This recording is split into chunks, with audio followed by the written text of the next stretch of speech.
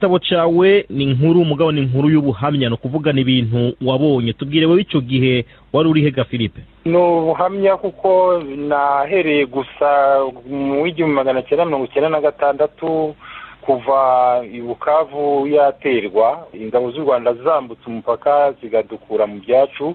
Icyo gihe nakoraga kuri radio irasenywa bahereye aho yari iri kuko ni ihe radio?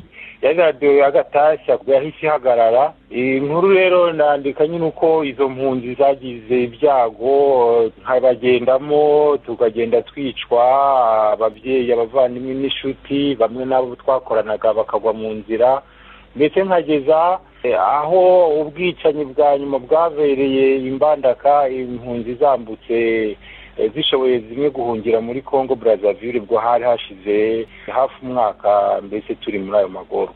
Aho hose wari kuragenda uhunga, ivyo wabonye wewe wogereranya yuko nk'abo wabonye bahasize ubuzima wabangana nka gute? Ubundi kuko burya ujya kubona abapfuye bose akenshi nawe abagwamo.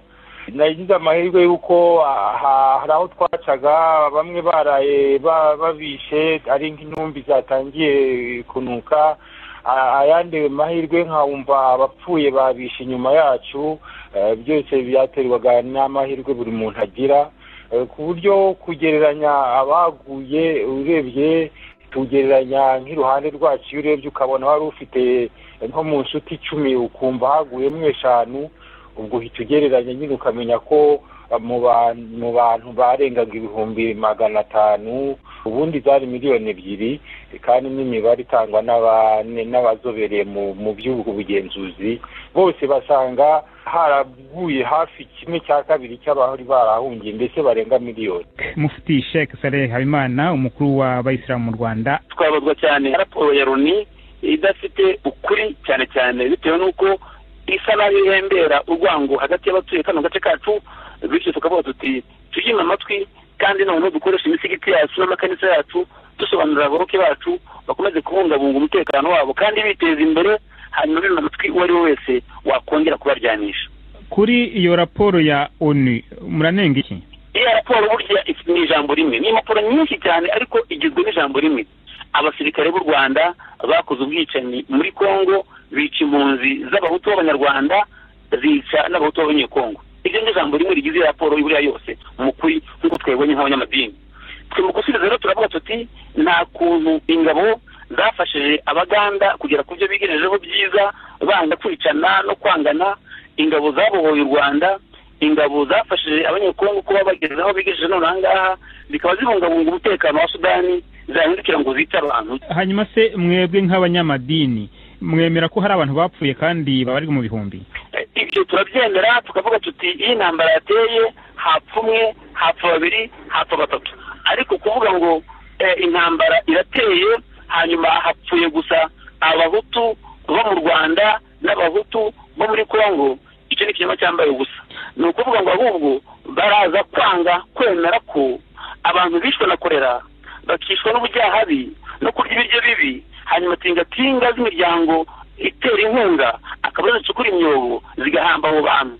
Ibyo ubwo ni ubuhamya bwatanzwe n'abashehe n'abapateri bari mu nkambi. Ariko mufite ntabaciye mu ijambo, muri iriya raporo bavuga ko abantu bagiye bicwa n'udufuni n'izindi ntwaro gakondo ahanini. Iyo nabyo birashoboka, ariko noneho abatanze ubuhamya abapateri n'abashehe bemeje ko ubwo bufuni n'izo shoka zakoreshwaga akenshi bica abantu bashakaga gutaha, ababagize imbohe banga ko abo bantu babavaho.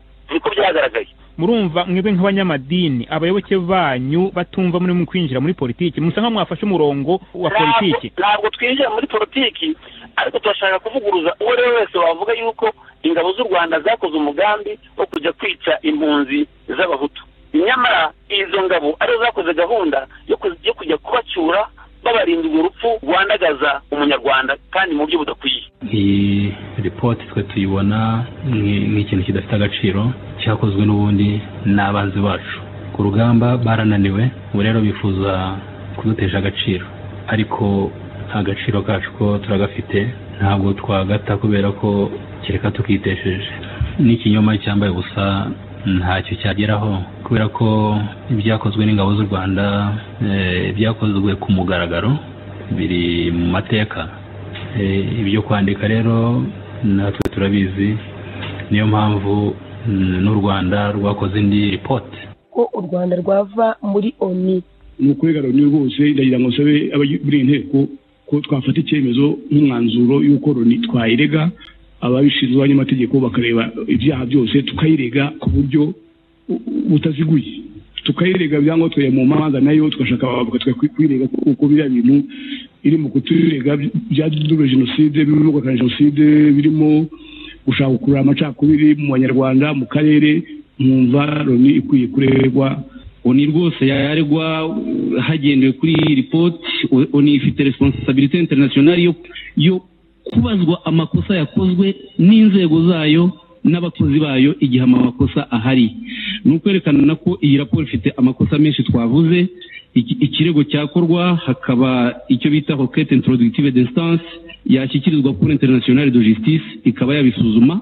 Guverinoma irasabwa kandi gukora ubushakashatsi bugamije kuvuguruza raporo ya ONU hifashishijwe ubuhamya bw'abanyarwanda bari barahungiye muri Kongo no gushyira ingufu muri gahunda y'ubumwe n'ubwiyunge bw'abanyarwanda. Inteko ishinga amategeko irasana n'ingabo z'u Rwanda kudacika intege kubera ibivugwa muri iriya raporo. Hari abo tujya twumva bitwa ba Dr Mukweje w'umushi wo muri Majyepfo ya Kivu nawe ukoreshwa n'iyo miryango yatsinzwe. Hari iyo miryango yari ifitemo inyungu nyinshi cyane z'imibereho, bababo ku bwabo bifuza ko impunzi 3 miliyoni zitava muri Kongo kuko nibwo buzima bwabo, nicyo cyifuzo cyabo, kuzibambura zigataha. Ubwo babigezemo ipfunuwe nabo batangiye gukora iyo propaganda. Hari ibihugu twarwanyije byari bishyigikiye jenoside yakorwaga abatutsi 94, abo nabo bakwije iyo propaganda, ndetse bashyiraho n'ikintu cyiswe inyandiko yiswe Congo Mapping Report, bahora bakwirakwiza ngo hapfuye 3 miliyoni ngo z'abantu muri Kongo. 6 miliyoni zapfa ahantu ntihaboneke n'umurambo n'umwe. 6 miliyoni ni abantu bapfa bakazimira ntubone n'umuntu. Icyo cya Mapping Report gihoraho. Iyo rero ni propaganda, ni nayo propaganda bakoresha gufata bugwate abana benshi b'urubyiruko cyangwa se impunzi nyinshi zikiri za Brazzaville, zikiri Zambia, zikiri Malawi, zikiri Mozambique, Zimbabwe, Lesotho, muri Afrika hose.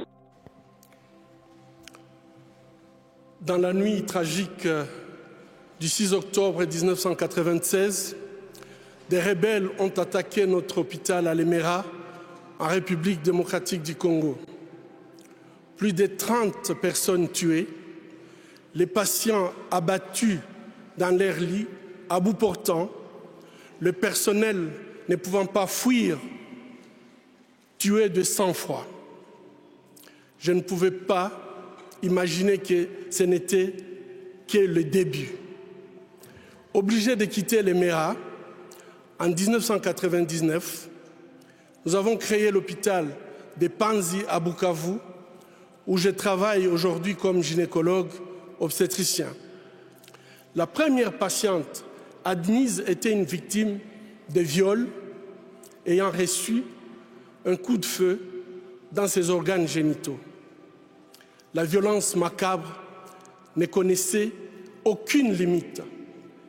Cette violence, malheureusement, ne s'est jamais arrêtée. Un jour comme les autres, l'hôpital a reçu un appel. Au bout du fil, un collègue en larmes implorait « S'il vous plaît, envoyez-nous rapidement une ambulance. S'il vous plaît, dépêchez-vous. » Ainsi, nous avons envoyé une ambulance, comme nous le faisons habituellement. 2 heures plus tard, l'ambulance est revenue. À l'intérieur, une petite fille de juste 18 mois. Elle saignait abondamment et a été immédiatement amenée en salle d'opération. Quand je suis arrivé, les infirmières, toutes en larmes, la vessie du nourrisson, son appareil génital, son rectum étaient gravement endommagés par la pénétration d'un adulte. Nous prions en silence. Mon Dieu, Dites-nous que ce que nous voyons n'est pas vrai. Dites-nous que c'est un mauvais rêve. Dites-nous qu'au réveil, tout ira bien. Mais ce n'était pas un mauvais rêve. C'était la réalité. C'est devenu notre nouvelle réalité en République démocratique du Congo. Quand un autre bébé est arrivé, j'ai réalisé que ces problèmes ne pouvaient pas trouver une solution au bloc opératoire, mais qu'il fallait se battre contre les causes profondes de ces atrocités. Je me suis rendu au village de Kavumu pour parler avec les hommes. Pourquoi vous ne protégez pas vos bébés, vos filles et vos femmes? Où sont les autorités dans ces villages? À ma grande surprise, les villageois connaissaient le suspect. Tout le monde avait peur de lui, car il était membre du Parlement provincial et jouissait d'un pouvoir absolu sur la population. Depuis plusieurs mois, sa milice terrorisait le village entier. Il avait instillé la peur en tuant un défenseur des droits humains qui avait eu le courage de dénoncer les faits. Les députés s'en est tiré sans conséquence. Son immunité parlementaire lui permettait d'abuser en toute impunité. Ces deux bébés ont été suivis des dizaines d'autres enfants violés. Lorsque la 48e victime est arrivée, nous étions désespérés. Avec d'autres défenseurs des droits humains, nous avons saisi un tribunal militaire. Finalement, ces viols ont été poursuivis et jugés comme crimes contre l'humanité. Les viols des bébés à Kavumu ont cessé, les appels à Panzi aussi. Mais l'avenir psychologique, sexuel et génésique de ces bébés est hypothéqué. Ce qui s'est passé à Kavumu et qui continue aujourd'hui dans de nombreux autres villages au Congo, tels que les viols et les massacres à Beni et au Kasaï, a été rendu possible par l'absence d'un état de droit, l'effondrement des valeurs traditionnelles et le règne de l'impunité, en particulier pour les personnes au pouvoir. Le viol, le massacre, la torture, l'insécurité diffuse, le manque d'éducation créent une spirale de violence sans précédent.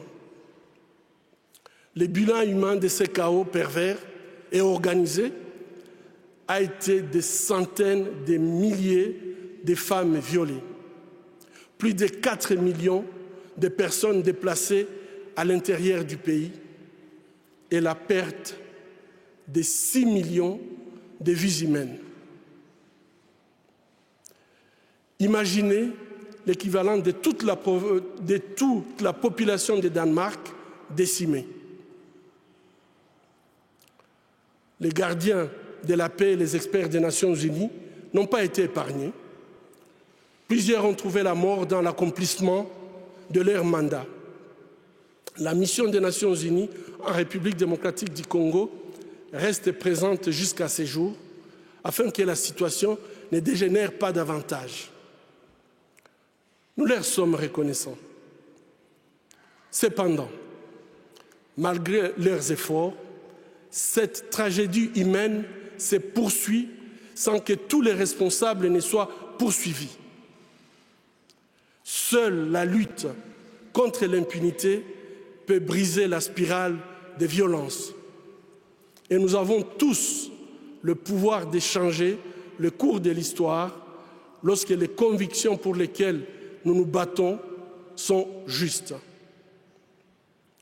Vos Majestés, Vos Altesses royales, Excellences, distingués membres du Comité Nobel, chère Madame Nadia Mourad, Mesdames et Messieurs, amis de la paix, c'est au nom du peuple congolais que j'accepte le prix Nobel de la paix.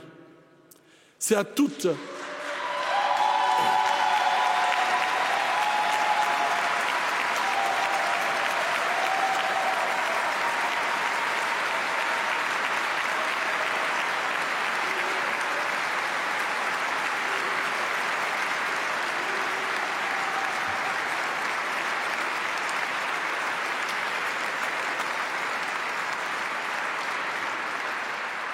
C'est à toutes les victimes de violences sexuelles à travers le monde que je dédie ces prix. C'est avec humilité que je me présente à vous, portant haut la voix des victimes de violences sexuelles dans les conflits et les espoirs de mes compatriotes. Je saisis cette occasion pour remercier tous ceux qui, pendant ces années, ont soutenu notre combat. Je pense en particulier aux organisations et institutions des pays amis, à mes collègues, à ma famille et à ma chère épouse Madeleine.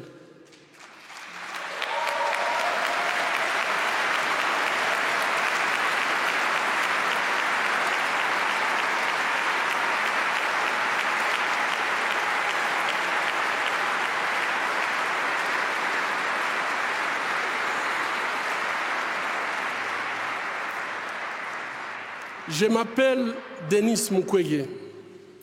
Je viens d'un pays le plus riche de la planète. Pourtant, le peuple de mon pays est parmi les plus pauvres du monde. La réalité troublante est que l'abondance de nos ressources naturelles, or, coltan, cobalt et d'autres minéraux stratégiques, alimente la guerre, source de la violence extrême et de la pauvreté abjecte en République démocratique du Congo. Nous aimons tous les belles voitures, les bijoux, les gadgets. J'ai moi-même un smartphone. Ces objets contiennent des minéraux qu'on trouve chez nous, souvent extraits dans des conditions inhumaines par des enfants jeunes qui sont victimes d'intimidation et de violences sexuelles. En conduisant votre voiture électrique, en utilisant votre smartphone, en admirant vos bijoux, réfléchissez un instant au coût humain de la fabrication de ces objets. En tant que consommateur, le moins que l'on puisse faire,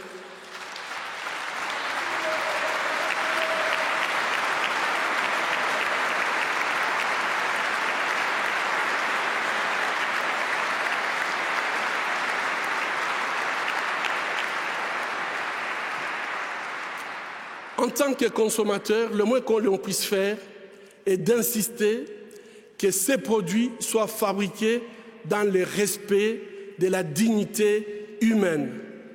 Fermer les yeux devant les drames, c'est être complice. Ce ne sont pas seulement les auteurs de violences qui sont responsables de leurs crimes, mais aussi ceux qui choisissent de détourner les regards.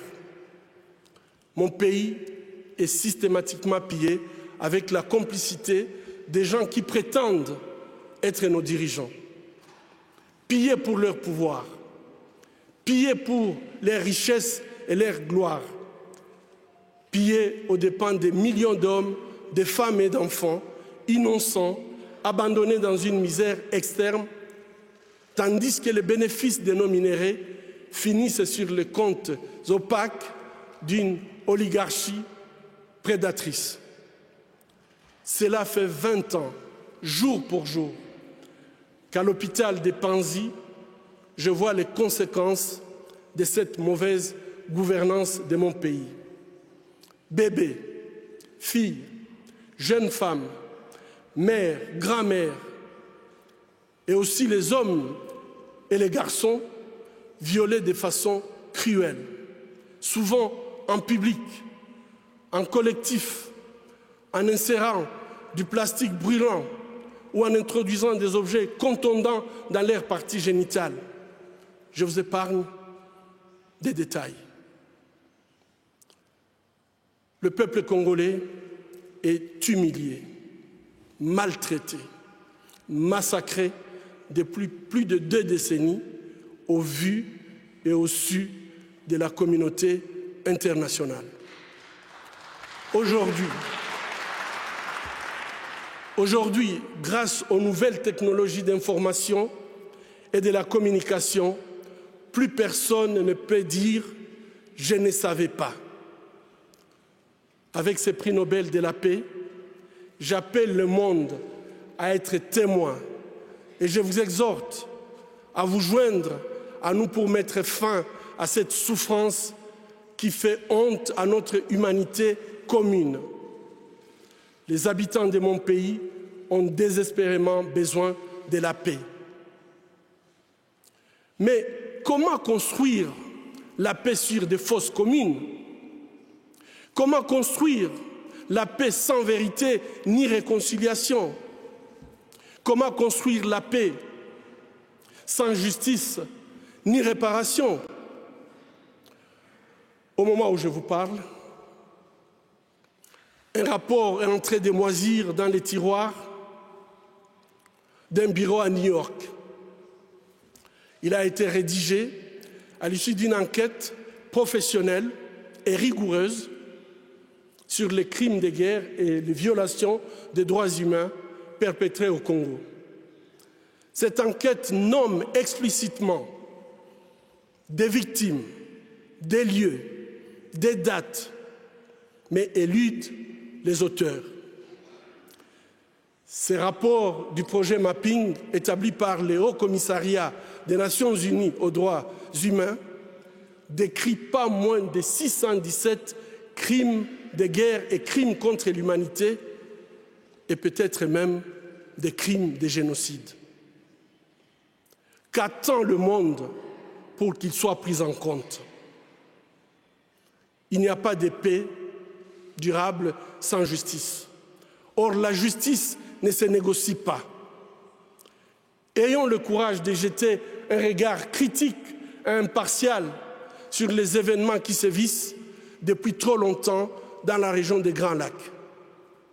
Ayons le courage de révéler le nom des auteurs des crimes contre l'humanité pour tout simplement éviter qu'ils continuent d'endeuiller cette région martyre.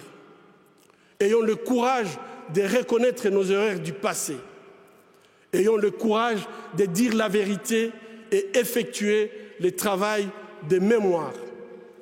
Chers compatriotes congolais, ayons le courage de prendre notre destin en main. Construisons la paix.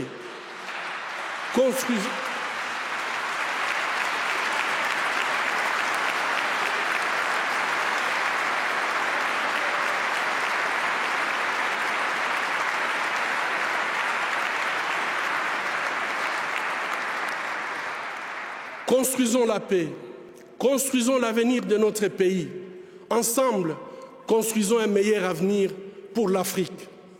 Personne ne le fera à notre place. Mesdames et messieurs, amis de la paix, les tableaux que je vous ai brossés offrent une réalité sinistre.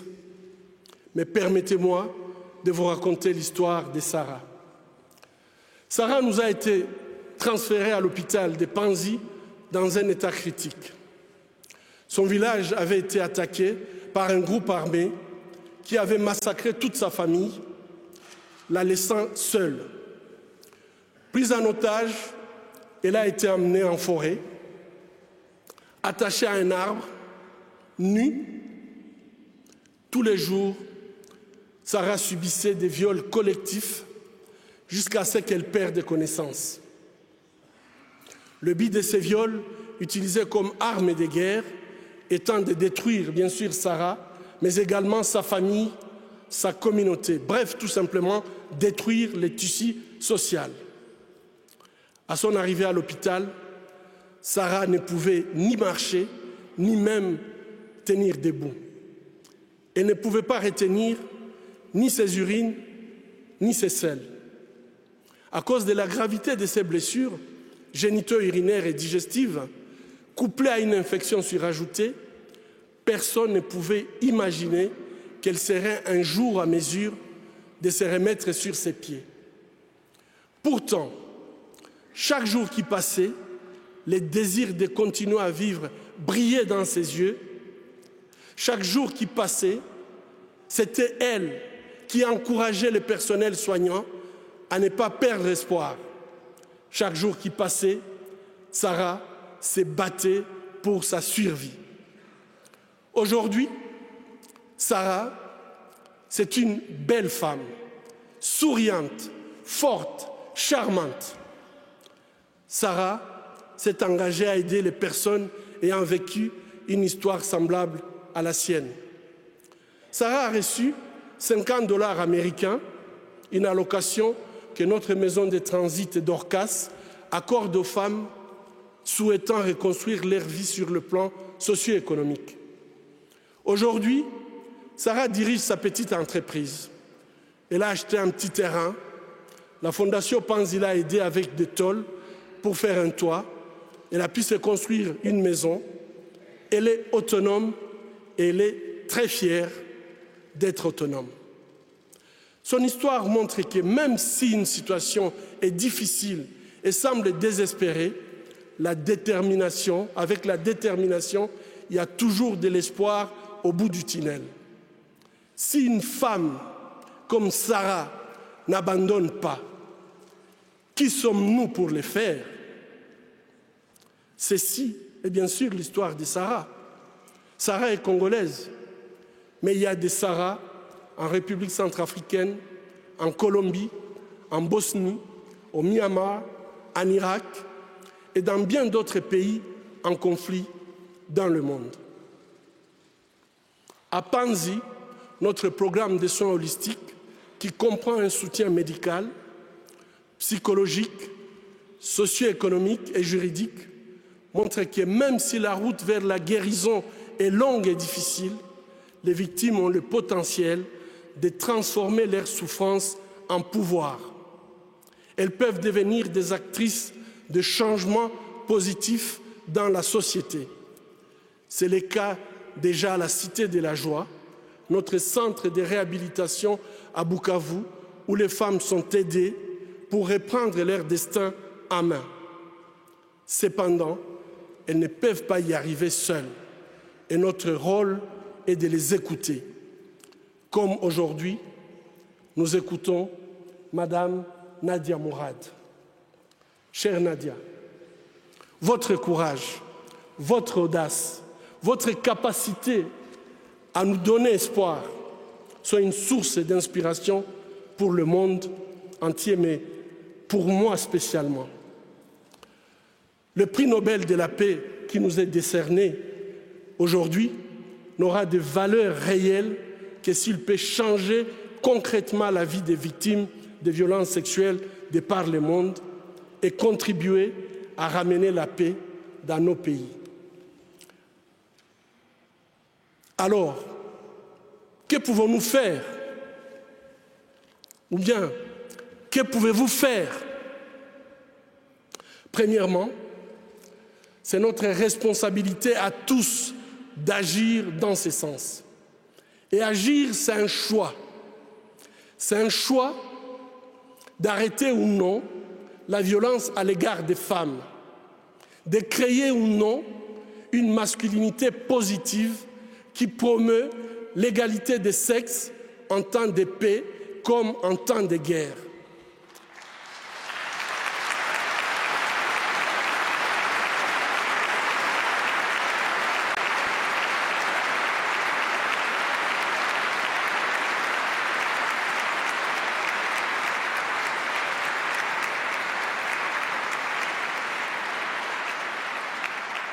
Agir, c'est un choix de soutenir ou non une femme, de la protéger ou non, de défendre ou non ses droits, de se battre ou non à ses côtés dans les pays ravagés par les conflits.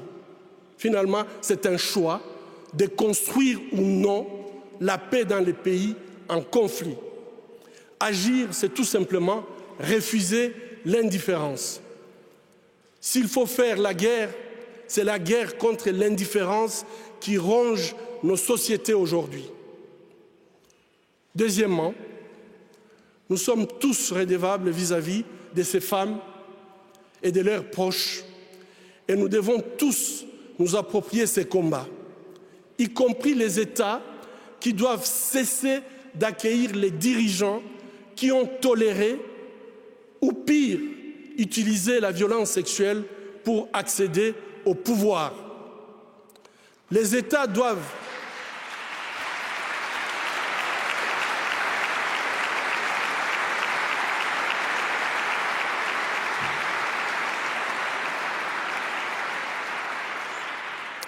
Les États doivent cesser de les accueillir avec les tapis rouges. Et plutôt, les États doivent tracer une ligne rouge contre l'utilisation de viols comme armes de guerre. Une ligne rouge qui serait synonyme de sanctions économiques, politiques et de poursuites judiciaires. Poser un acte juste n'est pas difficile. Poser un acte juste n'est pas difficile, c'est une question de volonté politique. Troisièmement, nous devons reconnaître les souffrances des survivantes de toutes les violences faites aux femmes dans les conflits armés et les soutenir de façon holistique dans leur processus de guérison. Ici, j'insiste sur les réparations. C'est ces mesures qui leur donnent compensation et satisfaction et leur permettent de commencer une nouvelle vie. Ça, c'est un droit humain. J'appelle les États à soutenir l'initiative de la création d'un fonds mondial de réparation pour les victimes de violences sexuelles dans les conflits armés.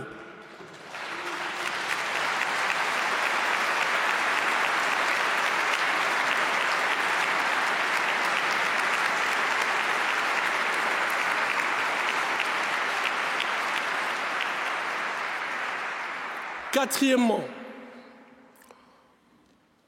au nom de toutes les veuves, de tous les veufs, des orphelins des massacres commis en République démocratique du Congo et de tous les Congolais épris de paix, j'appelle la communauté internationale à enfin considérer les rapports du projet Mapping et ses recommandations. Que le droit soit dit. Cela permettrait au peuple congolais d'enfin pleurer ses morts, faire son deuil, pardonner ses bourreaux, dépasser sa souffrance et se projeter sereinement dans le futur. Finalement, après 20 ans d'effusion de sang, de viols et de déplacements massifs de populations, le peuple congolais attend désespérément l'application de la responsabilité de protéger les populations civiles lorsque leur gouvernement ne peut pas ou ne veut pas le faire. Le peuple attend d'explorer les chemins d'une paix durable. Cette paix passe par les principes d'élections libres, transparentes, crédibles et apaisées.